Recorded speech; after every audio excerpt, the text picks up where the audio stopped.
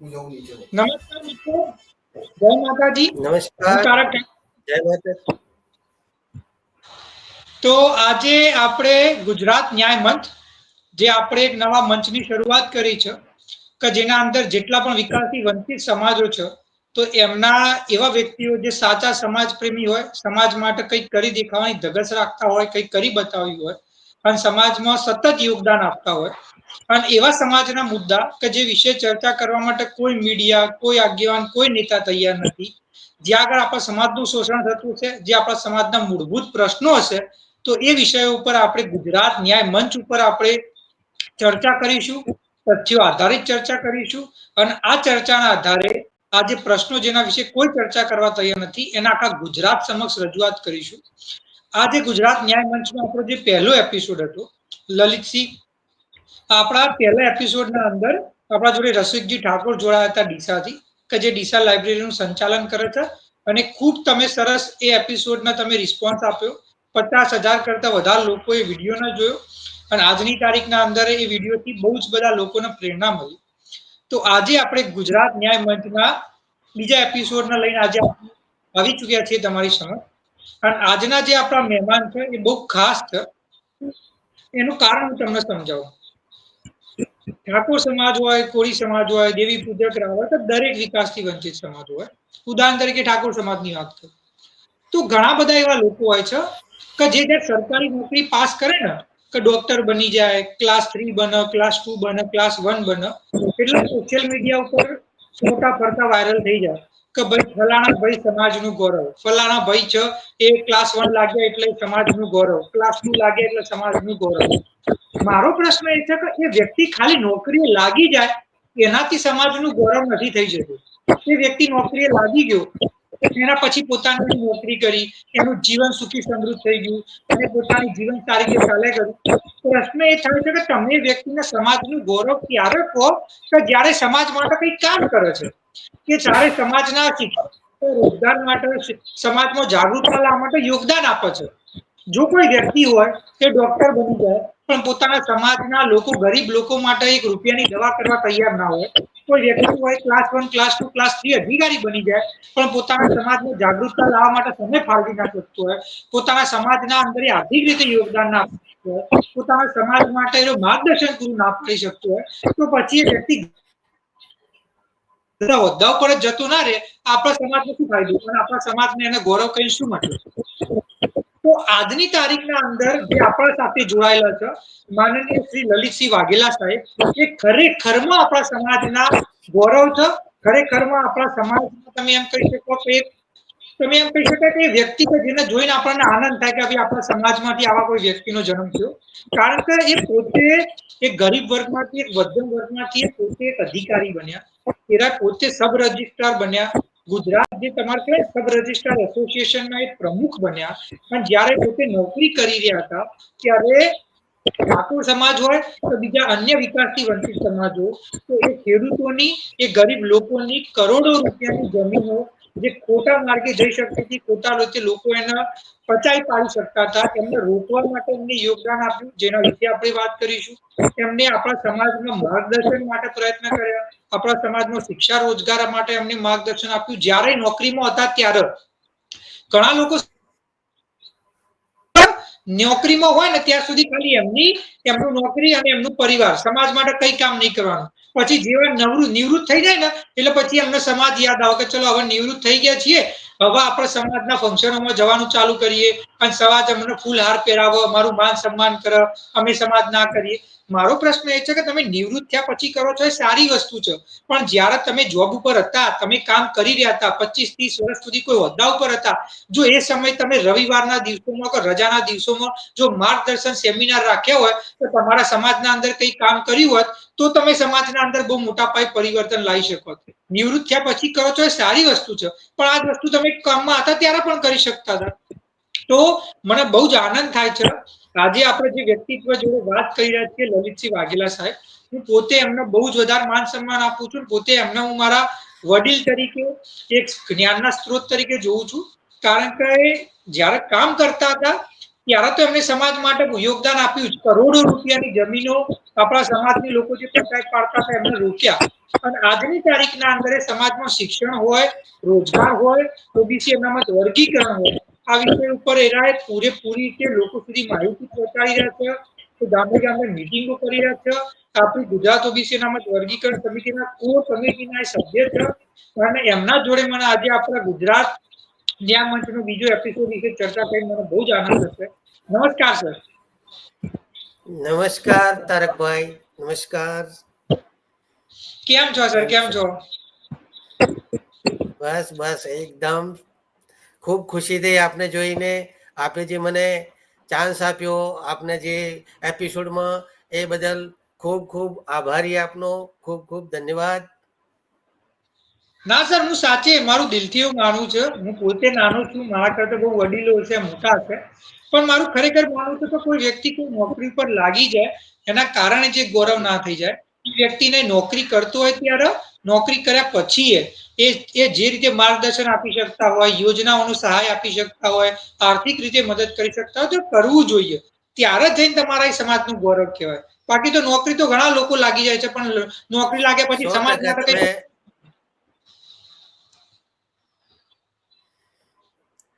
તમારી વાત એકદમ સાચી છે. આપણે સમાજ માટે છીએ, સમાજ આપણા માટે નથી. સમાજની સેવા કરવી એ બહુ મોટી વસ્તુ છે. તમે નોકરી કરો, રોજગાર ધંધો કરો, એ તો તમારા કુટુંબનું ભરણ પોષણ કરો છો, પણ એને તમારા સમાજને શું લાભ છે? તમે જે સમાજમાં જન્મ્યા છો એને સમાજને શું લાભ? તમે તમારી જે નોકરી છે, ધંધો છે, એનો લાભ તમારા સમાજને મળે ત્યારે તમે કહી શકાય કે ભાઈ તમે સમાજ માટે કંઈક કર્યું છે. તમે જે સમાજમાંથી આવો છો એનું ઋણ તમે એનું ચૂકવો છો, તો એ બધી વસ્તુ કહી શકાય. બાકી તમે કમાઓ છો, ભરણ પોષણ કરો છો તમારા પરિવાર માટે, એ તો તમારે કરવું જ પડે. પણ ઉપરથી ઉઠીને તમે શિક્ષણ લીધું છે, તમને શિક્ષિત બન્યા છો, તો પછી એનો લાભ સમાજને પણ મળવો જોઈએ એવું હું મક્કમપણે માનું છું. ના ના સર, હું 100% તમારી વસ્તુથી એગ્રી કરું છું. તો સર, આજે સૌથી પહેલા તો મારે એ જાણવું હતું કે તમારું જે બાળપણ હતું, તમારા માતા પિતા શું કરતા હતા, તમારું બાળપણ કેવી રીતે ઉછેર થયો, અને કઈ રીતે તમે તરફ આકર્ષાયા અને પછી જઈને આટલા મોટા અધિકારી બન્યા, તો એ વિશે પ્લીઝ જણાવો. જી હા તારકભાઈ, હું એક સામાન્ય કુટુંબમાં જન્મેલો વ્યક્તિ છું. કાંકરેજ તાલુકો, બનાસકાંઠા જિલ્લાના કાંકરેજ તાલુકાના એક નાનકડા જે 100-150 ગામની વસ્તીવાળું જે કાંકરેજ તાલુકાના શિહોરી ગામનું એક પરું છે, ઉંદરિયાવાસ ગામ છે, ત્યાં મારો જન્મ થયેલો હતો. મારો જન્મ થયો અને જ્યારે મેં અભ્યાસ ચાલુ કર્યો એ ટાઈમે વીજળી કે એવી કોઈ સગવડો નહોતી. મારું ગામ શિહોરીથી 5 કિલોમીટર દૂર થાય. 5 કિલોમીટર દૂર ચાલીને શિહોરી પ્રાથમિક શાળામાં મારું પ્રાઇમરી શિક્ષણ ચાલુ થયેલું. તો 5 કિલોમીટર રોડ રસ્તા નહોતા. પગદંડીથી ચાલીને, એક રેતાળ જગ્યામાંથી ચાલીને 5 કિલોમીટર ચાલીને મેં અભ્યાસ ત્યાં ચાલુ કરેલો. અને સતત 10મા ધોરણ સુધી હું 5 કિલોમીટર ચાલવાનું, 5 કિલોમીટર આવવાનું, એ રીતે ચાલીને ત્યાં અભ્યાસ કરેલો. તો અમે જ્યારે અભ્યાસ કરવા પ્રાઇમરી સ્કૂલમાં જતા ત્યારે આવા કોઈ નાસ્તાઓની સગવડ નહોતા, પણ નાસ્તા માટે અમે ડુંગળી અને બાજરીનો રોટલો અને ગોળ, આ વસ્તુ અમે જ્યારે રિસેસ પડે ત્યારે એ દફતરમાંથી કાઢી અને એનું જમવાનું થતું અમારું. અને એ રીતે અમે પ્રાથમિક શિક્ષણ પૂરું કર્યું. ત્યાર પછી માધ્યમિક સ્કૂલ જે ચાલુ થયું, માધ્યમિક શિક્ષણ એ પણ શિહોરીમાં જ એમબી વાલાણી હાઈસ્કૂલ શિહોરીમાં મારું 8 થી 10 ધોરણનું મારું અભ્યાસ પૂરો થયો. જ્યારે હું 8મા ધોરણમાં આવ્યો ત્યારે હું સ્કૂલનો મહામંત્રી તરીકે મારી નિમણૂક થઈ.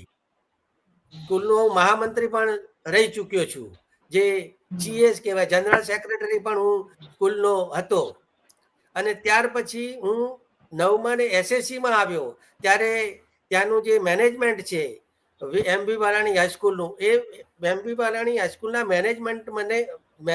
મેનેજમેન્ટે મને આદર્શ વિદ્યાર્થીનું બિરુદ આપેલું છે. સ્કૂલનો આદર્શ વિદ્યાર્થી તરીકે મારી ત્યાં આગળ બિરુદ એ લોકોએ આપેલું હતું. અને એથી આપને વિશેષ વાત કરું તો ધોરણ 1 થી તો 10મા ધોરણ સુધી હું ક્યારેય સેકન્ડ નંબર પાસ નથી થયો. ફર્સ્ટ નંબર સુધી હું પાસ થયો છું. પહેલો નંબર 1 થી 10 સુધી મારો નંબર સ્કૂલની અંદર ફર્સ્ટ નંબરે હું પાસ થયેલો છું. અને ભણવાની સાથે સાથે ઇતર પ્રવૃત્તિઓમાં પણ મારો સારું એવું જો રહેતું, ઇતર પ્રવૃત્તિઓ પણ સારું એવું મારું પરફોર્મન્સ રહેતું. અને એક વખત તો જે 10મા ધોરણમાં હતો ત્યારે કાંકરેજ તાલુકાનું ચિત્ર પ્રદર્શન યોજાયેલું. આખા કાંકરેજ તાલુકાની તમામ સ્કૂલો ના ચિત્ર પ્રદર્શનમાં તમામ સ્કૂલોએ ભાગ લીધેલી. ત્યારે એનું જે કાર્ડ છપાયું હતું, ઇન્વિટેશન કાર્ડ, એ કાર્ડમાં આમંત્રિત મહેમાનો, અતિથિ વિશેષ, મુખ્ય મહેમાન, આ બધાના નામ કાર્ડની અંદર હતા. જ્યારે હું 10મા ધોરણમાં ભણતો હતો, કાર્ડમાં બધાના નામ હતા. ત્યારે ઉદ્ઘાટકનું નામ બાકી રાખેલું હતું. ઉદ્ઘાટક કોણ જે તે ટાઈમે નક્કી એનાઉન્સ થશે એમ ઉદ્ઘાટન તરીકે કોઈને પણ ખબર નથી. ત્યારે જ્યારે સભા ચાલુ થઈ, ઇનોગ્રેશન કરવાનું ચાલુ, જે પ્રોગ્રામ ચાલુ થયો, ત્યારે સરપ્રાઈઝ મારું નામ જાહેર થયું કે લલિતસિંહ વાઘેલા આ કાર્યક્રમનું ઉદ્ઘાટન કરશે. 10મા ધોરણ ભણતો ત્યારે મેં ચિત્ર પ્રદર્શનનું ઉદ્ઘાટન કર્યું હતું. અને એ પણ અચાનક જ એનાઉન્સ કરીને આ લોકોએ મારું નામ સજેસ્ટ કરીને મેં એ ચિત્ર પ્રદર્શનનું ઉદ્ઘાટન 10મા ધોરણમાં કર્યું હતું. કાંકરેજ તાલુકાનો ચિત્ર પ્રદર્શન કાર્યક્રમનું ઉદ્ઘાટન મેં કર્યું હતું. એટલે એની મને ખૂબ ખુશી થઈ હતી. આ મારો યાદગાર એક પ્રસંગ છે. અને એસએસસીમાં 10મા ધોરણમાં પણ હું આખી શાળામાં ફર્સ્ટ નંબરે હું મારો પાસ થયેલો છું હાઈસ્કૂલમાં. ખૂબ સરસ, ખૂબ સરસ. અને સર તમને આજે શિક્ષણ પ્રત્યે તમે જેટલા તમે કીધું 1 થી 10મા ધોરણ સુધી તમે પ્રથમ નંબર લાવ્યા, તમે ઇતર પ્રવૃત્તિઓના અંદર બહુ વધારે આગળ હતા. તો આના માટે તમને પ્રેરણા કઈ રીતે મળી કે જીવનમાં કંઈ કરવું છે, શિક્ષણમાં આગળ વધવું છે? તો આના માટેની પ્રેરણા તમને કોને આપી? આના માટે જુઓ, માતા પિતાજી તો અભણ હતા. એ તો આપણી પાછળ ખર્ચો કરી શકતા હતા, આપણી બધી ફી ભરી શકતા હતા, બીજું કોઈ મેન્ટેનન્સ આપણો ખર્ચો કરી શકતા હતા. પણ એમને શિક્ષણ બાબતમાં તો કોઈ નોલેજ હતું જ નહીં. બરાબર, કે આપણે પ્રોત્સાહિત કરી શકે, આપણને ગાઈડલાઈન આપી શકે. પરંતુ પહેલા ધોરણની અંદર એક રતનસિંહ છગનસિંહ પરમાર, જે સાબરકાંઠા જિલ્લાના પુંસરી ગામના વતની હતા, એ મારા શિક્ષક હતા. એમણે મને ખૂબ પ્રોત્સાહિત કર્યું. અને એમણે જે કંઈ ગાઈડલાઈન આગળ આપતા ગયા અને એમના કહેવા પ્રમાણે મેં આગળ વધવાનો પ્રયત્ન કર્યો. એમણે મને ખૂબ પ્રોત્સાહિત કર્યું. સાચી વાત છે સર. હું દિલથી એવું માનું છું કે જો તમારા જીવનમાં સાચા સમય ઉપર એક સાચો સારો તમને ગુરુ મળી જાય ને, તો તમારા જીવનની દિશા દશા બધું જ બદલાઈ જાય અને તમે એવી સફળતાઓ મેળવી શકો જેની કોઈ લિમિટ ન હોય. જેમ કે સ્વામી વિવેકાનંદ, જે આપણા અત્યારે હાલ આખા ભારતના અને આખી દુનિયાના અંદર જેના નામ લોકો એમને પૂજે છે, માન્ય માને છે, એમને રામકૃષ્ણ પરમહંસ જેવા ગુરુ મળી ગયા હતા. તો એ રીતે જો તમે સારી રીતે કોઈ બી નાની ઉંમરનો દીકરો દીકરીઓ, તમે જો સાચો ગુરુ મળી જાય ને, તો એનું જીવન સુધરી જાય છે. તો જીવન સુધરી જાય છે, 100%ની વાત છે. ત્યાર પછી તો હું ડિપ્લોમા સિવિલ એન્જિનિયરમાં એડમિશન મને કેડી પોલિટેકનિક પાટણ ખાતે મેં ડિપ્લોમા સિવિલ એન્જિનિયર મેં ચાલુ કર્યું. એના પછી 2 સેમેસ્ટર કર્યા પછી બાકીનું જે મારું જે સિવિલ એન્જિનિયરનો અભ્યાસક્રમ છે એ મેં પાલનપુર સરકારી પોલિટેકનિકમાં કર્યો. ત્યારે સરકારી પોલિટેકનિકમાં હું ગયો ત્યારે પાલનપુરમાં આપણને કોઈ રૂમ આપવા તૈયાર નહોતું. આપણી કોઈ હોસ્ટેલ નથી ત્યાં પાલનપુરમાં. અને એટલો બધો ખર્ચો મા બાપ ઉપાડી શકે એમ નતા કે ભાઈ આપણે એક સ્પેશિયલ પેલું રાખીને આપણે રહી શકીએ. એટલો જે ગરીબ ખેડૂતો હોય એ પોતાનું ગુજરાન કરી શકે, પણ એટલા બધા ખર્ચા તો એફોર્ડ ના કરી શકે. તો હું પાલનપુરથી શિહોરી અપડાઉન કરતો, અને અપડાઉન કરતા કરતા ડિપ્લોમા સિવિલ એન્જિનિયર કરવા માટે હું રાત્રે 10, 10:30, 11 વાગે ઘરે પહોંચતો. અને સવારે તો 5 વાગે તો જાગીને હું 6 વાગે બસમાં બેસતો અને 11 વાગે પાલનપુર પોલિટેકનિકમાં પહોંચતો. આ બધું સહન કરેલું. ત્યારે તમે રાત્રે ઘરે જાઓ શિહોરીથી 5 કિલોમીટર ચાલીને, અંધારું ધાબ હોય, કોઈ લાઇટ ના હોય, કોઈ લાઇટની સગવડ હતી જ નહીં. એમ તો કેટલું અંધારું હોય, કોઈ જગ્યાએ લાઇટ જ ના હોય. એવામાં 5 કિલોમીટર ચાલીને હું જતો. ના સર, આવી રીતે અમારો અભ્યાસ. તમારી મહેનત, તમારા ધગસ, તમારી જે કહેવાય ને જીવનમાં કંઈક કરી બતાવવાની પ્રેરણાને મારું સલ્યુટ છે. કારણ કે આજથી 20, 30, 35 વર્ષ પહેલા આ લેવલની મહેનત કરવી એટલે બહુ જ વધારે છે. મતલબ આ કોઈ જ સગવડો નથી. એમ કોઈ જ બહુ સુવિધાઓ સરસ. નથી. હા, એ ટાઈમે આ બધો અભ્યાસ આવી રીતે બહુ ઓકવર્ડ રીતે કરેલો છે. એમ કારણ કે જે કુટુંબમાં તો કોઈ શિક્ષણ હતું જ નહીં. એમ આપણી રીતે જ આપણે આગળ વધવાનું હતું. આપણને કોઈ ગાઈડલાઈન કરવા વાળું નતું, કોઈ આપણને સલાહ સૂચન આપવા વાળું નતું. આપણે શું કરવું શું નહીં કરવું એ પણ કોઈ વાત નથી. એમ ના ના સર, તમને સલામ છે. કારણ કે એટલી એવી પરિસ્થિતિ જ્યારે તમને માર્ગદર્શન આપવા વાળું કોઈ ના હોય, આર્થિક રીતે તમે સક્ષમ ના હોય, આખા ગામની એટલી વિચારી ન શકાય એટલી અગવડ હોય. જેમ કે તમે કહ્યું, લાઇટ નથી તમારા ગામડા સુધી, 5 કિલોમીટર રાતે ચાલીને જવું, સવારે જવું, પણ પછી તમે જાત મહેનતથી આટલા લેવલ સુધી પહોંચી શકો એટલે એ વસ્તુ બહુ જ પ્રશંસનીય વસ્તુ છે. હા, કેરોસીનના દીવડા ઉપર બેસી અને રાત્રે વાંચવાનું થતું. કેરોસીનનો દીવડો પ્રગટાઈ એનાથી અમે વાંચતા અને અભ્યાસ કરતા. અને વાંચતા વાંચતા જ્યારે ક્યારેક આમ થાકી જવાય, કંટાળો આવી જાય, ત્યારે ખાટલો નાખી અને સુતા સુતા પાછળ દીવડો પડ્યો હોય અને આ ચોપડી આવી રીતે રાખી અને વાંચતા. તો એક વખત એવો પ્રસંગ બનેલો કે મારા આંગણાની અંદર જે તલ આવે છે, આપણા જે ખેતીના તલ, એ તલનો પાક આખો ગોઠવેલો હતો. અને વાંચતા વાંચતા મારી ચોપડી એ દીવડા ઉપર આખી પડી ગઈ અને એના લીધે ચોપડી સળગી ગઈ ને ચોપડી મેં ફેંકી. મને ઊંઘ આવી ગઈ. વાંચતા વાંચતા મેં ચોપડી ફેંકી તો સીધી તલનો જે પાક હતો એના ઉપર જતા પડીને તલ બધા સળગી ગયા હતા. તલનો પાક સળગી ગયો હતો આખો. એ પણ પ્રસંગ બનેલો છે વાંચતા વાંચતા. એમ જે લાઇટ ના હોવાને કારણે. ના સર, તમારું સ્ટ્રગલ મતલબ બહુ જ મતલબ આજના જમાનાના લોકો આ સમજી નહીં શકે કે રાતે વાંચવા માટે લાઇટ ન હોવી એ કેટલી મોટી તકલીફ હોઈ શકે છે. એ વ્યક્તિ એને કદી સમજી જ નહીં શકે. એ જે વ્યક્તિ એ જમાનામાં જીવ્યો છે, એને મહેનત કરી છે, એના જે ખબર પડી છે. પછી સર, તમે ગ્રેજ્યુએશન કર્યું, પછી સરકારી નોકરી તરફ કઈ રીતે આગળ વધ્યા? એક સરકારી અધિકારી બનવાનું સપનું કઈ રીતે જોયું? એના માટે કઈ રીતે તૈયારી કરી? એમાં તમે કઈ રીતે મહેનત કરી? શું સ્ટ્રગલ્સ રહ્યા? તમે કઈ રીતે જોબે લાગ્યા? તો એ જર્ની, એ સફર કેવો હતો? જો એના પછી તો નોકરી માટે તો બહુ કોઈ આમ આપણને ખર્ચો પણ બેર કરી શકાય એવો નતો. આપણને પ્રોત્સાહન પણ જે આમ મળે એવું નતું. ઘરેથી પણ કોઈ સલાહ સૂચન મળે એવી નથી. એટલે હું ગ્રેજ્યુએટ થયો એમ છતાં હું ક્લાર્કમાં નોકરી ઉપર લાગ્યો, રેવન્યુ ડિપાર્ટમેન્ટમાં. સબ રજિસ્ટ્રાર કચેરીમાં 89 સાલમાં ક્લાર્કમાં મારી જોબ ચાલુ થઈ. અને 2011ની સાલમાં હું ગ્રેડ 2 સબ રજિસ્ટ્રાર બન્યો. પ્રમોશનથી હું સબ રજિસ્ટ્રાર બન્યો ગ્રેડ 2.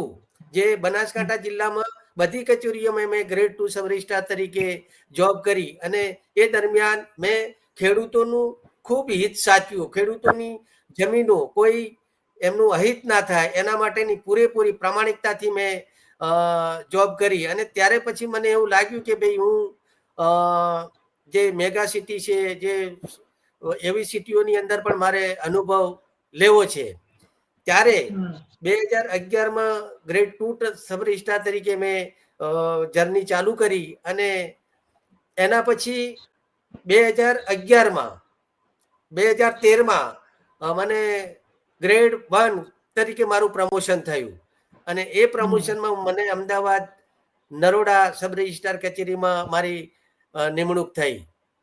અને ત્યાર પછી ત્યાં 3.5 વર્ષ જોબ કર્યા પછી મારી જોબ હિંમતનગર ખાતે મારી જોબ ચાલુ થઈ. એના પછી હું કલોલ સબ રજિસ્ટ્રાર તરીકે નિમણૂક થયો. જ્યારે કલોલ સબ રજિસ્ટ્રાર તરીકે નિમણૂક થયો ત્યારે ત્યાં જે ઓબીસી જ્ઞાતિ અને ગરીબ ખેડૂતોની એટલી બધી જમીનો કે કરોડો રૂપિયાની જમીનો જે હોય એ જમીનો ઉપર ભૂમાફિયાઓનો જે પંજો છવાયેલો હતો એમ.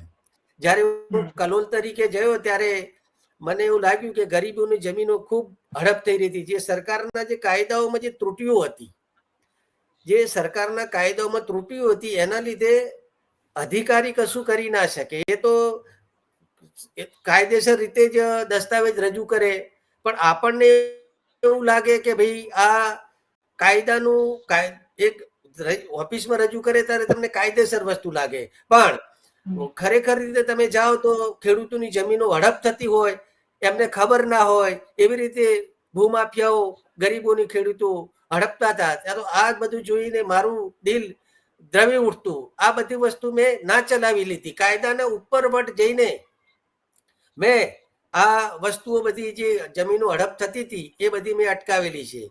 દાખલા તરીકે પાવર ઓફ એટર્નીનો કાયદો છે સરકારનો. પાવર ઓફ એટર્નીનો કાયદો છે કે પાવર ઓફ એટર્નીમાં કોઈ પણ વ્યક્તિને પોતાની જમીન વેચવા માટેના પાવર આપે કે ભાઈ આ જમીન એ પોતે વેચી શકશે, વહીવટ કરી શકશે, આવા પાવર આપે. તો આ પાવર નોટરાઇઝ પાવર હોય.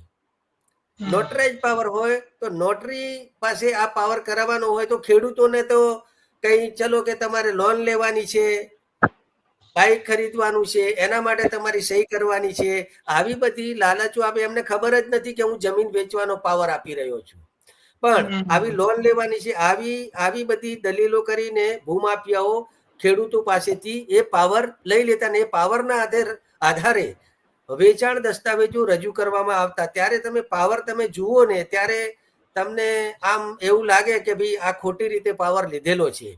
તો તમે પાવરથી દસ્તાવેજ કરતો હોય ત્યારે સબ રજિસ્ટ્રાર કે અધિકારી કંઈ કરી શકતો નથી. એ કાયદેસર વસ્તુ છે, પણ એને ભોળવીને જમીન ખોટી વાત કરીને જે સહી કરાવેલી છે એ વાત ખોટી છે. ત્યારે હું એ લોકોને ભૂમાફિયાનું સ્ટ્રિક્ટલી કહેતો કે ભાઈ તમે આ લાવો વસ્તુ, ખેડૂતને રજૂ કરો, આ કરો, એવું કર્યું છે. ખેડૂતને રજૂ કરવાનું એવું બધું કાયદામાં નથી. તેમ છતાં હું એમની જમીનો બચાવવા માટે ખેડૂતોને બોલાવવાની વાત કરતો. ત્યારે મને ખબર પડી જતી કે ભાઈ આ ફ્રોડ છે, આ ખેડૂતોની અબજોરીથી જમીન હડપ કરવાનું કાવતરું છે. ત્યારે ધારાસભ્ય શ્રી બળદેવજી ઠાકોર પણ એમનું પણ ધ્યેય આવું જ હતું કે ભાઈ કોઈ ગરીબની ખેડૂતની જમીન હડપ ના થવી જોઈતી. ત્યારે હું એમની જોડે ચર્ચા કરતો. એ મારી ઓફિસમાં આવી જતા અને એ ઓફિસમાં આવી અને મામલતદાર જોડે ચર્ચા કરતા. ત્યારે ખબર પડતી કે આ કરોડોની જમીનો આ ખોટી રીતે હડપ થઈ રહી હતી. ત્યારે પર્દાફાશ કરતા ધારાસભ્ય શ્રી, કારણ કે મારા સત્તાની બહારની વસ્તુ આ બધી હતી. તો એ આ કેસને સોલ્યુશન કરતા અને લોકોની જમીનો આ રીતના બચાવવામાં આવતી. કેટલીય જમીનો બચાવી છે અને કેટલાય કેસો જમીન બચાવવાના ઉપસ્થિત થયેલા છે.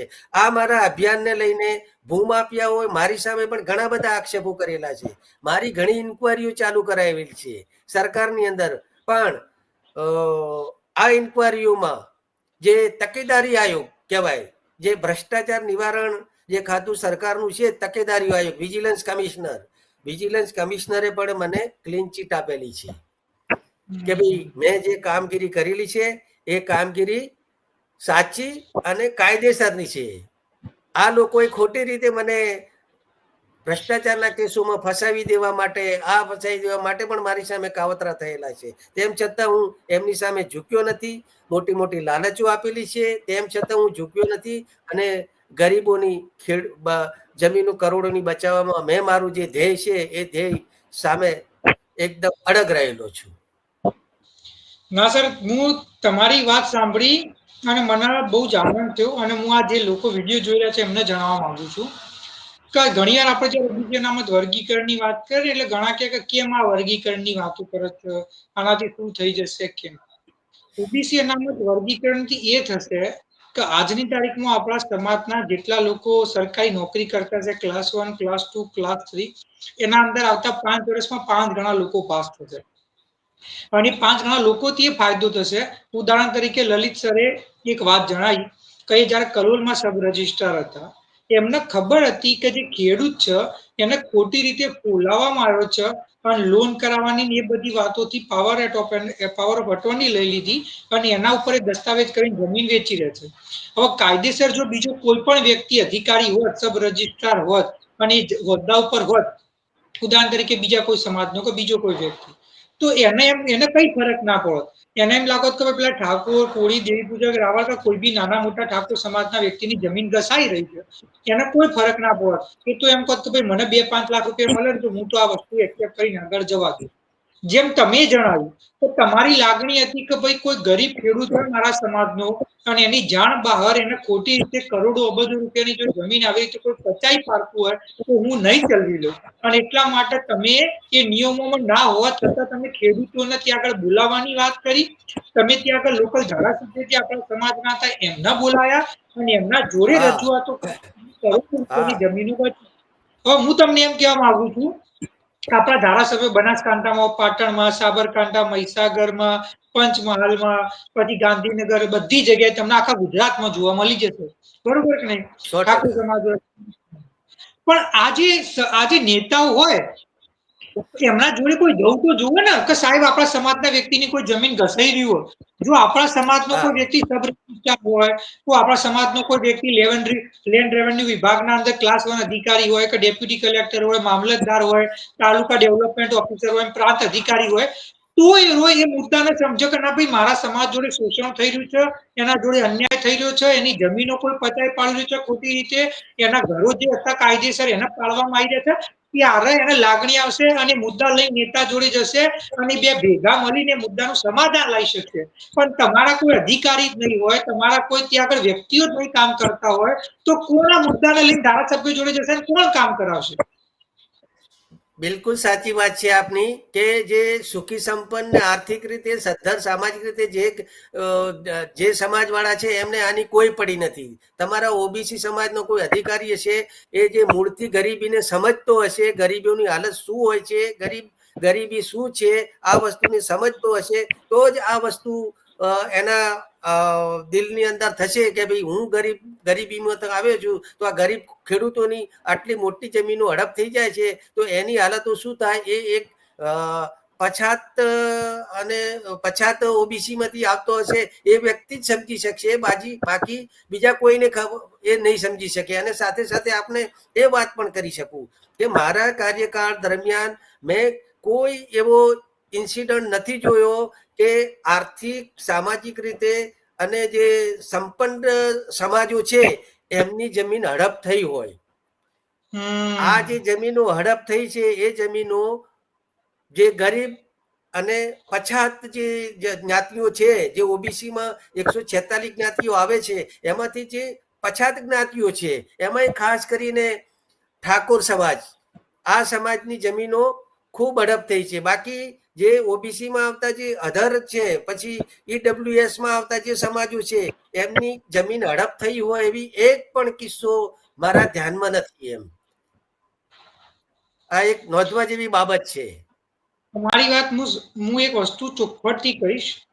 જેમ કે હું ગાંધીનગર રહું છું, મેં અનેકો લોકોને સાંભળ્યા કે ગાંધીનગર, અમદાવાદમાં ઠાકોર સમાજની કરોડો, અબજો, લાખો કરોડો રૂપિયાની જમીનો છેલ્લા 20 થી 25 વર્ષના અંદર લોકોએ પચાઈ પાડી, ઘસી કાઢી, ખોટા દસ્તાવેજો કરાવી દીધા, એમના જોડે ખોટી સહીઓ કરાવીને હક કમી કરાવી લીધી, એમના જોડે પાવર ઓફ એટર્ની લઈ લીધી, જમીનો વેચી મારી, એમને જે ભાવ નક્કી કર્યો તો એના જગ્યાએ એના અડધા પૈસા ના આપ્યા, એમને ખાલી ખોટા કેસોમાં ભરાઈ દીધા. અને આ બધું અને આ બધી વસ્તુઓના અંદર જે તમારા લોકલ લેવલના જે માફિયા કહી શકાય, જે ભૂમાફિયાઓ એરાય, એના પછી જે અધિકારીઓ, પછી આગેવાનો, પછી નેતાઓ, આ બધા જ સામેલ છે. અને આ બધા લોકો સામેલ છે. હા બોલો. હા, 100% બધા સામેલ છે એની અંદર. અને એક કિસ્સો તો મેં એવો જોયો કે એક કિસ્સામાં ધારાસભ્ય શ્રી બળદેવજી ઠાકોર જે કિસ્સો જે મેટર ચાલતી હતી એ દરમિયાન આવી ગયેલા અને એ મામલતદાર શ્રી જોડે બેસી અને જે જમીન વેચનાર જે સહી કરી હતી એને કડક રીતે પૂછવામાં આવ્યું કે ભાઈ તને કેટલા રૂપિયા મળ્યા છે એમ. જમીન અબજો રૂપિયાની હતી તો એને કેટલા રૂપિયા મળ્યા છે તને? ત્યારે એ ખેડૂતો એની થેલીમાંથી 100 સોના 2 બંડલ નીકાળેલા અને બતાવ્યા કે મને આટલા રૂપિયા આપ્યા, એટલે 2 બંડલ એટલે 20,000 રૂપિયા. 20,000 રૂપિયામાં અબજો રૂપિયાની જમીન પડાવી લેવાનો કારસો રચાયેલો. બોલો કેટલી મોટી વસ્તુ છે આ, કેટલી મોટી વસ્તુ કહેવાય કે આ ગરીબોના અજ્ઞાનનો કેવો લાભ ઉઠાવવામાં આવે છે, કેવી રીતે લોકો આમને લાભ ઉઠાવે છે આ લોકોનો. ના ના સર, હું તમારી વાતથી 100% એગ્રી કરું છું. અને આપણા સમાજની કરોડો અબજ રૂપિયાની જમીનો ઘસાઈ છે, આખા ગુજરાતમાં એ વાસ્તવિકતા છે. પણ હું એક વસ્તુમાં માનું છું, જે થઈ ગયું એને બદલી નથી શકતા, પણ જે થઈ અત્યારે હાલે જે કરી શકીએ. જો ગાંધીનગર, અમદાવાદમાં જમીનોના ભાવ વધી ગયા અને ત્યાં આગળ આપણા સમાજના જે લોકો હતા એમની જમીનો પચાવી પાડવામાં આવી. ત્યારે એટલી બધી માહિતી નથી, એટલી બધી જાગૃતતા નથી, અને જેના કારણે આ બધા કારસ્થાનો કરવામાં આવ્યા કે જેના અંદર ભૂમાફિયા, અધિકારીઓ, આગેવાનો, નેતા બધા જ સામેલ હતા. એમાં ઘણા લોકો તો પોતા આપણા વાળા જ હતા. આપણા વાળોએ જ પોતા આપણા વાળાને ઘસવા માટે કઈ બાકી નહીં રાખ્યું. બીજા તો હતા પણ આપણા હતા. 100%, 100%, 100%. બોલો બોલો. હા, 100%. આની અંદર આપણા વાળા માણસો જે સમાજના માણસો આની અંદર સામેલ હોય છે, અને એ લોકોની જે સામેલ હોય છે એના લીધે જે બહારના માણસ ઉપર આપણા માણસો ભરોસો કરે છે કે ભાઈ આ માણસ વ્યક્તિને લઈને આવ્યો છે અને એના લીધે ભરોસો કરે છે. અને આપણા માણસો દરેક ગામની અંદર આવા માણસો, જે હું તો માનું છું કે સમાજના ગદ્દાર કહી શકાય, સમાજના ગદ્દાર કહી શકાય. હા સર, બોલો બોલો. એવા લોકો આમાં સામેલ હોય છે. આ સામેલ હોવા સિવાય આ વસ્તુ કોઈ બની શકતી નથી. દરેક ગામની અંદર આવા માણસો હોય છે. સર આ જે ગદ્દારો છે પોતાના 2, 5, 10 લાખ રૂપિયાના સ્વાર્થ માટે કરોડો અબજો રૂપિયાની જમીનો એ લોકોની વેચવડાવી દેતા હોય છે, નુકસાન કરાવે છે. એટલે જે પણ લોકો આ વિડીયો જોઈ રહ્યા છે, હું તમને હાથ જોડીને વિનંતી કરીશ, આ જે ગદ્દારો છે, આ જે ભૂમાફિયાઓ છે, જે આપણા સમાજના કે બીજા કોઈ પણ સમાજના જે પણ આગેવાનો કે જે પણ લોકો બની બેઠેલા, જે કહેવાય ને કે જે આપણા સમાજનું શોષણ કરે છે અને આપણા સમાજના ખેડૂતોના પરસેવાથી કમાયેલી અને જે પૂર્વજોથી પાર્જિત જમીનો પાણીના ભાવે વેચાઈ દેવા છે, તો આ લોકોને નકારો અને આ લોકોને તમે દૂર કરો, જેથી આપણા સમાજનું શોષણ ના થાય. જો જે જમીનો નું શોષણ થવાનું તો થઈ ગયું, જે લેવાની હતી લેવાઈ ગઈ, એમાં આપણે કઈ નહીં કરી શકીએ. પણ આજની તારીખના અંદર જે જમીનોના કેસ હજી ચાલુ છે, જે જમીનો હજી બહુ બધા વિસ્તારો છે, બહુ જ એટલે બહુ જ, બનાસકાંઠા, પાટણ, સાબરકાંઠા, મહેસાણા, મહીસાગર, અરવલ્લી, પંચમહાલ, દાહોદ, ગાંધીનગર, અમદાવાદ, હજી કરોડો અબજો રૂપિયાની જમીનો આપણા સમાજની છે કે જે હજી આપણા જોડે જ છે. હજી કઈ લેટ નથી થયું. જો આજની તારીખમાં આપણે જાગી જઈએ અને આજની તારીખમાં આપણા સમાજની જમીનો બચાવતા રોકી લઈએ તો આવી પરિસ્થિતિ નહીં થાય. સર, મારી તમને એક વિનંતી હતી, આ તો અત્યારે હાલ મને વિચાર આવ્યો. આજે તો આપણે ઇન્ટરવ્યુ કરીશું, પણ તમે કારણ કે એક સબ રજિસ્ટ્રાર તરીકે કામ કર્યું છે, તમને સરકારના નીતિ નિયમોમાં ત્રુટીઓ અને સાથે સાથે આપણા સમાજના લોકોનું કઈ રીતે શોષણ થાય છે, આ બધા વિષયો પર સંપૂર્ણ માહિતી છે. તો હું તમને વિનંતી કરીશ કે તમે જ્યારે પણ ફ્રી થાઓ, જ્યારે પણ તમારા જોડે સમય, તો આપણે આ વિષય ઉપર વિડીયો કરીશું, યા તો પછી આવી રીતે તમે વિડીયો બનાવો ઉદાહરણ તરીકે કે ભાઈ સમાજના લોકોની જમીનો કઈ રીતે ઘસાઈ જાય છે, તો આઈડી 5 રીતે આવી રીતે ઘસાય છે. આપણા સમાજના લોકો કઈ કઈ ભૂલો કરે છે, તો આ ભૂલો કરે છે, શું સમાધાન હોઈ શકે છે કાયદાકીય રીતે, તો આપણે એના ઉપર એક વિડીયો સિરીઝ જ બનાવીએ, જેને આપણા પ્લેટફોર્મ ઉપર જ રિલીઝ કરીશું, કે જેથી જે પણ ગામડામાં વસ્તુ વ્યક્તિ હોય ને એને ખબર હોવી જોઈએ કે આપણા જોડે આવો અન્યાય ના થાય. તમે બહુ લોકો જોડે માહિતી પહોંચી શકશે. 100%. પણ સર, એક મને ખાલી પ્રશ્ન, આ તો બનાવીશું, આપણે એક સેપરેટ વિડીયો સિરીઝ બનાવીશું, આપણે વિડીયો બનાવીને આપણા પ્લેટફોર્મ ઉપર રિલીઝ કરીશું, જાગૃતિ માટે તો કરીશું. પણ હાલ સર મારે જાણવું હતું કે આપણા સમાજના લોકો એ કઈ ભૂલો કરે છે કે જેના કારણે એમની જમીનો કરોડો રૂપિયાની હોવા છતાંય ઘસાઈ જાય છે. એ શું ભૂલો કરે છે અને આજની તારીખમાં શું કમીઓ છે કે જેને આપણે દૂર કરવી જોઈએ, તો એ સર તમે મુદ્દાવાર જણાવો તો બહુ ઉપયોગી છે. આપણા સમાજમાં મૂળ તો શું છે, શિક્ષણનો અભાવ છે. બનાસકાંઠા હોય કે ગાંધીનગર હોય કે પાટણ હોય કે કોઈ પણ જિલ્લો હોય, મેં જ્યાં ગયું છું ત્યાં ઠાકોર સમાજ એ ભોળો સમાજ છે. એ કોઈ પણની વાતોમાં એ આવી જાય છે અને કોઈ પણ એને જો ભરમાવે તો એ ભરમાઈ જાય છે. તો શિક્ષણનું પ્રમાણ તો કોઈ જગ્યાએ છે જ નહીં, એટલું બધું છે જ નહીં શિક્ષણનું પ્રમાણ કે આ લોકો જે એ વસ્તુને સમજી શકે. અને શિક્ષણનું પ્રમાણની સાથે સાથે જે દરેક ગામની અંદર એક જે બ્રોકર હોય છે, જે જમીન દલાલ હોય છે, એ જમીન દલાલ ઠાકોર હોય છે. અને એ ઠાકોર પોતાની મામૂલી કે પછી 2-5 લાખ રૂપિયા માટે કરીને આ ઠાકોરોની જમીનો હડપ કરાવવા માટે એમાં એની મુખ્ય ભૂમિકા હોય છે. એ એને એવી રીતે તૈયાર કરે છે કે ભાઈ તમને આટલા પૈસા અપાવીશું, આટલા પૈસા અપાવીશું. તો એનું પેલા એ લોકો બાનાખત કરે છે, રજીસ્ટર બાનાખત કરે છે, સેલ ડીડ કરતા પહેલા બાનાખત કરે છે અને અમુક રકમ એ લોકોને આપી દે છે કે ભાઈ 5 લાખ, 2 લાખ કે 3 લાખ રૂપિયા આપી દે છે. જમીન અબજો રૂપિયાની હોય છે ત્યારે એનું જે ટાઇટલ હોય એની અંદર દખલ ઊભી કરે છે અને એ દખલવાળું ટાઇટલ કરી અને મૂકી દે છે. પછી એ બાનાખત કર્યા પછી એ લોકો પૂરતી રકમ આપતા નથી એમને અને રજીસ્ટર વેચાણ દસ્તાવેજ કોઈ પણ રીતે એને ભોળવીને એને જમીનના પૈસા તમને આપી દઈશું એવું કરીને આ લોકો અને પાછળથી પૈસા આપતા નથી.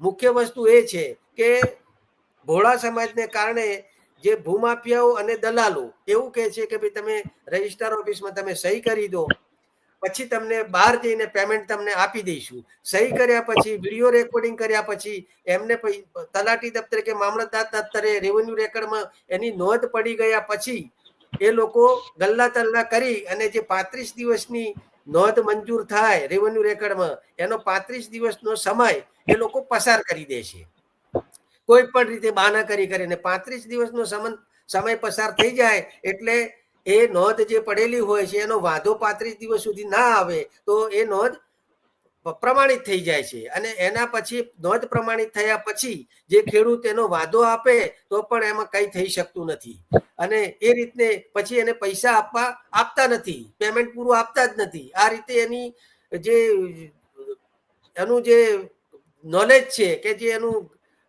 એનું ભોળપણ છે, એમનામાં જે જ્ઞાન નથી, એનો દુરુપયોગ કરીને આ લોકો આ રીતને લોકો ખેડૂતોને ફસાવતા હોય છે અને આવા કેસો ઉપસ્થિત થતા હોય છે. એના વર્ષો સુધી કોર્ટની અંદર કેસો ચાલ્યા કરે, એમાં પણ ગાલમેલ થાય અને પૂરતો ન્યાય ખેડૂતને એમાં પણ મળી શકતો નથી અને એની પાસે એટલા બધા પૈસા પણ હોતા નથી, રૂપિયા પણ હોતા નથી કે વર્ષોના વર્ષો કોર્ટ કેસો લડી શકે. તો બેટર છે કે પ્રાથમિક ધોરણે જો તકેદારી રાખવામાં આવે, તમે સમજૂત રાખવામાં આવે, પ્રાથમિક ધોરણે જો આવા લોકોના લોભ લાલચમાં ના આવે તો આ બધું અટકી શકે એમ છે. સર, હું તમારી વાતથી 100% એક વસ્તુથી હું સહમત છું. મારું એવું સંપૂર્ણપણે માનવું છે, જે પણ લોકો આ વિડીયો જોતા હોય એ તમે કોમેન્ટમાં જણાવજો. મારું સંપૂર્ણપણે માનવું છે કે આપણા સમાજને જાણી જોઈને શિક્ષાથી વંચિત રાખવામાં આવે છે, પછાત રાખવામાં આવે છે કે જેના કારણે આપણે આપણી જમીનો હોય, આપણી જે બી આપણા જોડે માલ સામાન હોય કે આપણો સૌથી અમૂલ્ય જે કહેવાય આપણા જોડે જે મતદાનનો જે તાકાત હોય, આપણે એના પાણીના ભાવે કે આપણે એમનું શોષણ થઈને આપણે આપી દઈએ અને આપણે એમને મત આપી દઈએ, આપણે જમીનો આપી દઈએ, આપણે એમના પાછળ ઝંડાઓ લઈને દોડ્યા કરીએ. એટલા માટે આપણને જાણી જોઈ અને શિક્ષણ આપવામાં નથી આવતું અને જાણી જોઈને આપણને પછાત રાખવામાં આવે છે કે જેથી આ લોકો ભણી જશે તો પ્રશ્ન પૂછશે, એટલે ભણાવા જ નથી. કોઈ પણ આગેવાન હોય, કોઈ પણ નેતા હોય, આપણા સમાજનો હોય કે બીજા સમાજનો હોય, જો ચૂંટણી સમય તમારા જોડે આવે છે અને તમને એમ કે છે કે હું તમને શિક્ષા આપે, તમારા માટે શિક્ષણ સંસ્થાઓ બનાવે, તમારા માટે લાઇબ્રેરીઓ બનાવે, તમારા માટે પુસ્તકો આપે, તો એ તમારો સાચો નેતા. બાકી જે નેતા તમને આવીને એમ કે હું મંદિર બનાવવા પૈસા આપે, સમૂહ લગ્ન કરવા માટે પૈસા આપે, સમૂહ લગ્ન કરવા માટે પૈસા આપે સારી વસ્તુ હોય, પણ જે કે હું મંદિર માટે પૈસા આપે, સમૂહ લગ્ન માટે આપે, તમારા સમાજના કાર્યક્રમો માટે આપે, તમારા સમાજના કોઈ બીજા પ્રસંગો કરવા હોય ધાર્મિક એના માટે આપે, પણ શિક્ષણ માટે નહીં આપું તો સમજી જવાનું કે એ વ્યક્તિ એવો ઈચ્છે છે કે આ વ્યક્તિઓ આ બધી વસ્તુમાં રચા પચ્યા રહે અને આ વ્યક્તિઓ શિક્ષણ તરફ આગળ ના જાય. હું ઓબીસી અનામત વર્ગીકરણની વાત કેમ કરું છું? એટલા માટે કે જો આપણા સમાજમાં શિક્ષણ ઓછું છે સાપેક્ષમાં, પેલા કરતા પણ વધ્યું છે. જો જે લોકો શિક્ષિત થયા છે એ લોકો સારી નોકરી મેળવશે, એ લોકો કાલે જમીન વિભાગમાં જાય, રેવન્યુ વિભાગમાં જાય, ખેતી વિભાગમાં જાય, સિંચાઈ વિભાગમાં જાય, પોલીસ વિભાગમાં જાય, મામલતદાર કચેરીમાં જાય, એ IAS IPS deputy collector DYSP બને. તો જ્યાં આપણા સમાજના અંદર આવા લોકો બનશે તો આ લોકો પોતપોતાના વિસ્તારના અંદર પછી બનાસકાંઠા હોય, સાબરકાંઠા, અરવલ્લી, મહીસાગર, ગાંધીનગર આ બધી માહિતીઓ આપશે, જેના કારણે આપણા સમાજના લોકો જાગૃત થશે અને એમનું શોષણ અટકશે. એટલા માટે જો આપણા સમાજના જોડે જે શોષણ થાય છે અટકવું હોય તો એના માટે ઓબીસી અનામત વર્ગીકરણ એકમાત્ર ઉપાય છે. શું કેવું સર તમારું? 100% આપની વાત સાચી છે કે જો એક સબ રજિસ્ટ્રાર આટલી બધી જો ખબર રાખી શકતો હોય, પ્રોટેક્શન કરી શકતો હોય, સમાજને સમાજ હિત જોઈ શકતો હોય, તો પછી જિલ્લાના એક સમાહર્તા હોય, પોલીસ વડા હોય કે ડીવાયએસપી હોય, તો પોતપોતાના ક્ષેત્રની અંદર એ સમાજના હિતોને કેટલું જોઈ શકે એમ. ઘણી વખત તો તમારા સમાજનો કોઈ વાંક ના હોય, કોઈ ગુનો ના હોય, તેમ છતાં પણ તમને ગુનેગાર ઠેરવીને તમને કસ્ટડીમાં ઘાલી દેવામાં આવે છે, ખોટા અર્થઘટનો કરીને ખોટી રીતે તમને હેરેસમેન્ટ કરવામાં આવે છે. જો ઓબીસી વર્ગીકરણ થયેલું હોય અને આપણા સમાજના અધિકારીઓ બનેલા હોય અને ડીવાયએસપી, એસપી, કલેક્ટર હોય તો પોતાનું જે ક્ષેત્ર છે એની અંદર સમાજના હિતોનું ચોક્કસ એ રક્ષણ કરી શકે. હું એમ નથી માનતો કે સમાજનો કલેક્ટર હોય તો ખોટી રીતે સમાજને પ્રોટેક્ટ કરીને લાભ અપાવે એ વાત નથી, પણ સમાજની સાથે જે ખોટું થાય છે, એમની સાથે જે ખોટી વસ્તુ બની રહી છે એ તો ચોક્કસ અટકાવશે અને સમાજના અહિત થતું ચોક્કસ અટકાવી શકશે. તમે ખરેખર ગુનો નથી કર્યો અને ગુનામાં સંડોવવાની વાત જે આવે છે એ વાત ચોક્કસ અટકશે. ના ના સર, તમે વાત સાચી કહી. એટલે મારું ચુસ્તપણે માનવું છે કે આપણા સમાજની પ્રાથમિકતાઓ સમજવી પડશે, આપણા સમાજની જરૂરિયાતો સમજવી પડશે. આજની તારીખમાં આપણને જે જ્ઞાન મળી રહ્યું છે, જે માહિતી મળી રહી છે, એ આપણા જ સમાજનો એક દીકરો 5-5 કિલોમીટર ચાલીને, એના ઘરે લાઈટ નથી તો દીવા નીચે ભણી, એ સિવિલ એન્જિનિયરિંગ સિવિલનો એમને કોર્સ કર્યો, એના પછી એ અધિકારી બન્યા, ત્યારે જઈને આપણને માહિતી આપી શક્યા. આ સરે જે આજે માહિતી આપી એ મારા જોડે નથી, મને નથી ખબર, કારણ કે આ મારી ફિલ્ડ નથી. પણ એ આપણને માહિતી કેમ આપી શકે? કારણ કે આ ફિલ્ડમાં એમને આખી જીવન વિતાવ્યું, એમને કામ કર્યું. તમે એ જ વિચારો કે જો આપણા સમાજના લોકો દરેક વિભાગમાં કામ કરતા હશે, દરેક વિભાગના અંદર સરકાર જોડે એમનું કામકાજ હશે, અધિકારીઓ જોડે એમનું કામકાજ હશે, નેતાઓ જોડે કામકાજ હશે, તો એ આપણા સમાજ સુધી સાચી માહિતી પહોંચાડી શકે છે અને એવી એવી યોજનાઓનો લાભ અપાઈ શકાશે જેની આપણે કલ્પના નહીં કરી હોય. અને આજની તારીખમાં જે આપણો સમાજ ધક્કા ખાઈ થાકી જાય છે, બિચારો મરી જાય છે અને એના કામ નથી થતા, તો એ વસ્તુમાં પરિવર્તન આવશે. અને એટલા માટે અનામત વર્ગીકરણ જરૂરી છે. અને એટલા માટે જરૂરી દલિતસિંહ છે. વાઘેલા પ્રેરણા છે આપણા માટે કે ભાઈ આપણા સમાજનો એક અધિકારી કેટલો આપણા સમાજના કરોડો, અબજો રૂપિયા ની જમીનો બચાય છે. એમને તમે વિચાર કરો કે કેટલા સમાજના ગરીબ ખેડૂતોનું અને આપણા સમાજના એમના પરિવારનું એમને પૂન મળ્યું છે કે આટલા આપણા સમાજ માટે એમને સારું કામ કર્યું. 100%ની વાત છે. અને એનીથી ઉપર ઉઠીને હું વાત કરું તો મારી જે કામગીરી મારા ડિપાર્ટમેન્ટમાં હતી એની કદર કરીને ડિપાર્ટમેન્ટે મને 2013થી ગુજરાત સબ રજિસ્ટ્રાર એસોસિએશનના પ્રમુખ તરીકે મને ચૂંટી કાઢ્યો 2013થી. અને સતત હું જ્યાં સુધી નિવૃત્ત ના થયો, 2022માં હું નિવૃત્ત થયો ત્યાં સુધી સતત મને આ પદ ઉપર ડિપાર્ટમેન્ટે મને રાખ્યો કે રાજ્યના તમામ સબ રજિસ્ટ્રારોએ મારી કામગીરીની કદર કરીને જે મારી પારદર્શક વહીવટ હતો મારો, એ પારદર્શક વહીવટને એ લોકોએ રાખીને સતત 10 વર્ષ સુધી હું પ્રમુખ તરીકે જોડાયો. અને આ પણ એક રેકોર્ડ છે કે ભાઈ આટલા લાંબા સમય સુધી ડિપાર્ટમેન્ટના કોઈ પ્રમુખ રહ્યા હોય એ પણ એક રેકોર્ડ બ્રેક મારું કામ છે.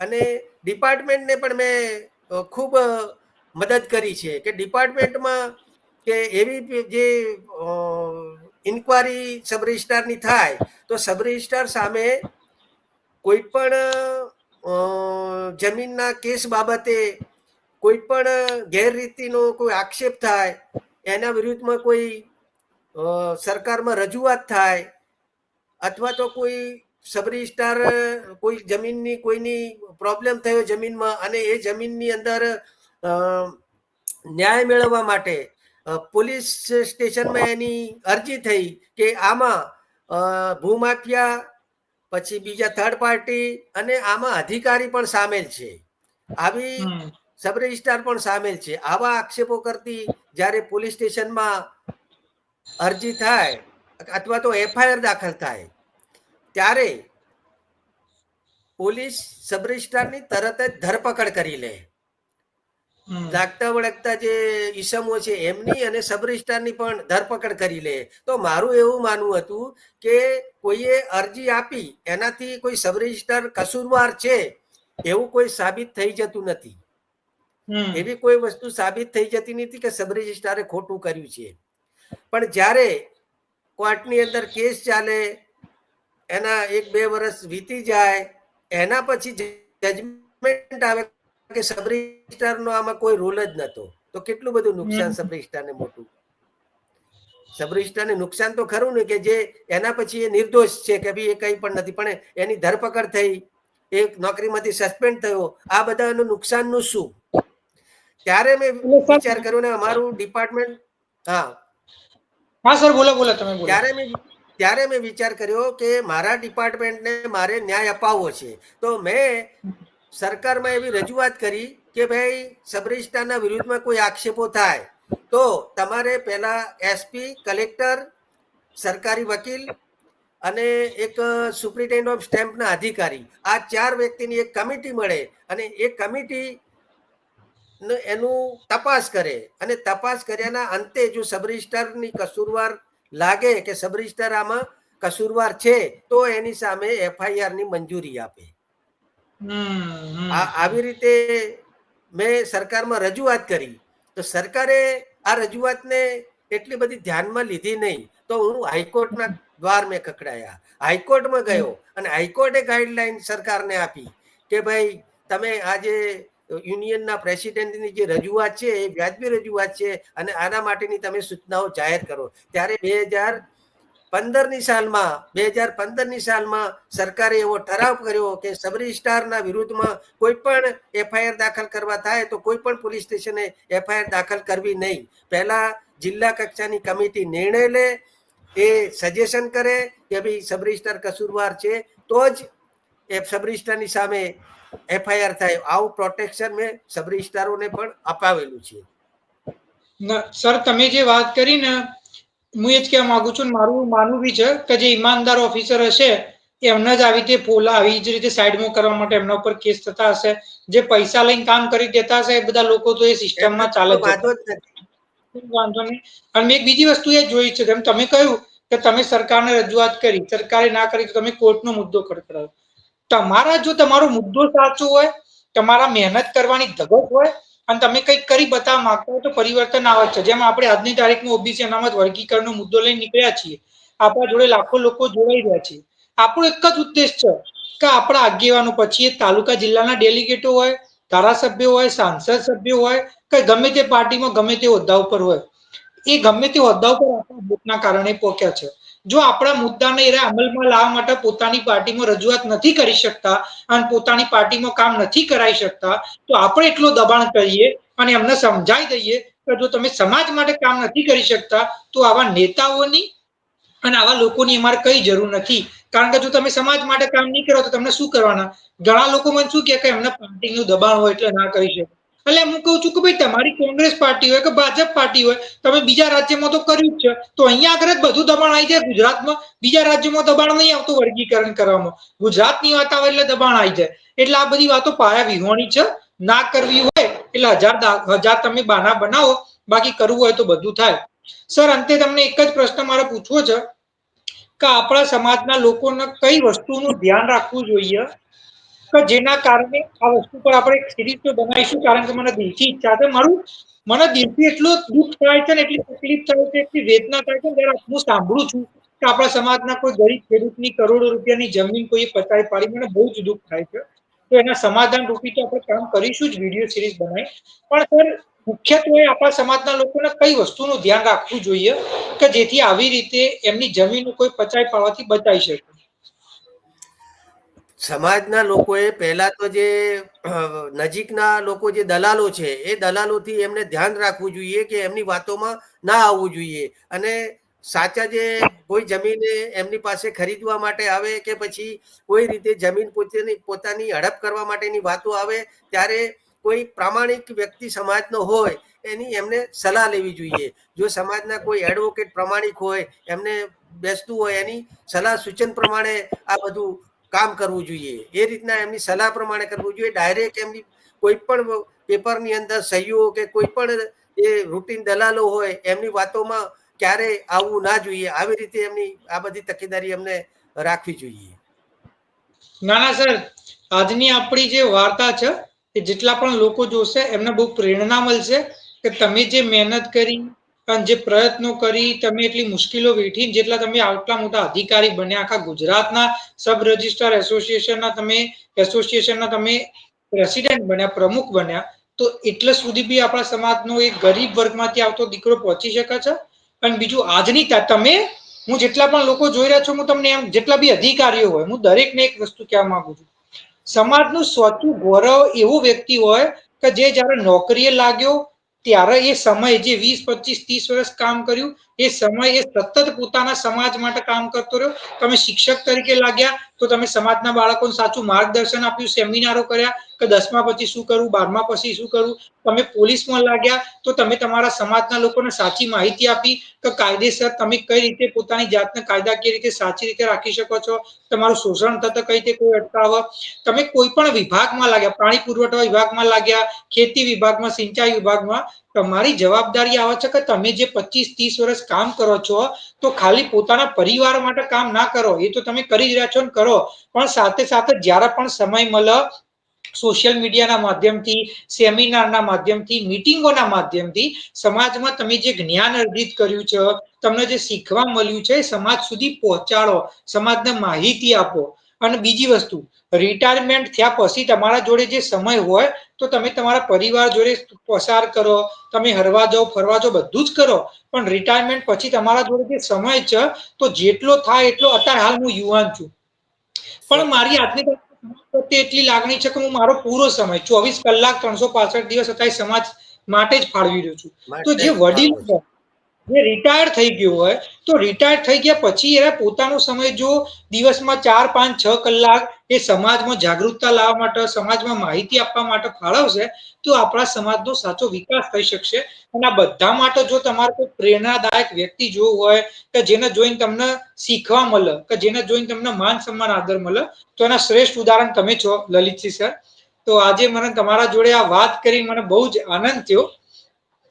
બીજી મારે એક વાત કરવી છે કે તમે આ બધા જે કામો કરો છો, સમાજ સેવાના કામ, તમે પડકારો સામે તમે એકદમ તમે ફાઇટ આપો છો, પણ આ બધું કરવાથી તમારી સામે પડકારો પણ ખૂબ ઊભા થાય છે. પણ તમારી નૈતિક હિંમત એટલી હોવી જોઈએ કે તમે જે કામ કરી રહ્યા છો એ સાચી દિશામાં કામ કરી રહ્યા છો, ખોટું કામ નથી કરી રહ્યા. તો તમે બધું કરી શકશો. તમે એવું ગભરાઈ જશો એની સામે, પછી તમારા અંદર કોઈક ખામી હશે તો તમે એ વસ્તુ નથી કરી શકવાના. તમે 100% તમે પ્રામાણિક છો અને 100% તમે આ કામ તમે કરી રહ્યા છો એ એકદમ સાચી દિશામાં કામ છે, સાચું કામ છે. એ રીતે તમે વિચારશો તો જ તમે આ કામ કરી શકશો. બાકી જે ભાગલાવાદી પરિબળો છે એ પરિબળો તમે આમની અંદર તમને સક્સેસ નહીં થવા દે. કારણ કે તમે એકદમ તમારી નૈતિક હિંમત એકદમ મજબૂત હોવી જોઈએ. તમે સાચાને સાચું અને ખોટાને ખોટું કહેવાની તાકાત તમારામાં હોવી જોઈએ, તો જ તમે આ બધા કામ કરી શકો છો. સાચી વાત છે સર. ના સર, હું તમારાથી અને જે પણ હું આપણા સમાજના વડીલો હોય, સાચા સમાજ પ્રેમી લોકો હોય, જેને પણ મળું એમાંથી શીખતો રહું છું. અને આજની તારીખમાં મારો એક જ ઉદ્દેશ છે કે મને કોઈ ફરક નહીં પડતો કે કયા હોદ્દા ઉપર કોઈ વ્યક્તિ હોય, કઈ પાર્ટી સાથે જોડાયેલું હોય, શું કરે છે શું નહીં. મારે એક જ વસ્તુ છે કે જો સમાજનો મુદ્દો સાચો છે, ઓબીસી અનામત વર્ગીકરણ, તમે ગમે તે પાર્ટીમાં હોય, ગમે તે કામ ધંધો કરતા હોય, ગમે તે હોદ્દા ઉપર હોય, તમારી જવાબદારી છે આના સમર્થન કરવું અને એના માટે આપણે લડત ચાલુ છે અને આ મુદ્દાને આપણે અમલમાં લાવીને જ રહીશું. 100% સફળ તમે થશો જ તમારા કામમાં અને મને વિશ્વાસ છે કે આ વસ્તુ બનીને જ રહેશે. કારણ કે સાચી દિશામાં આ કામ ચાલી રહ્યું છે અને ઓબીસી અનામત વર્ગીકરણ કરવાવું એ અત્યારે સમયની માંગ છે અને આ એકમાત્ર વંચિત સમાજો માટેની એકમાત્ર વિકાસની આ દિશા છે. ના સર, બહુ જ આનંદ થયો તમારા જોડે આજે વાત કરી. મને પોતે બહુ વધારે શીખવા મળ્યું. જે પણ લોકો આ વિડીયો જોઈ રહ્યા છે એમના દરેકને બહુ જ શીખવા મળશે. આખો વિડીયો ધ્યાનથી જોજો અને તમારા જે વિચારો હોય એ કોમેન્ટ બોક્સમાં ચોક્કસ જણાવજો. સર, આપણે ફરીથી મળીશું અને આ જમીન વાળો જે મુદ્દો છે કે જે આપણા સમાજનું શોષણ અટકે તો વિષય ઉપર આપણે બહુ સારા વિડીયો બનાવીને આપણા પ્લેટફોર્મ ઉપર ચોક્કસ મૂકીશું. તમે સમય આપો. ખૂબ ખૂબ આભાર તારા કોઈ. Thank you.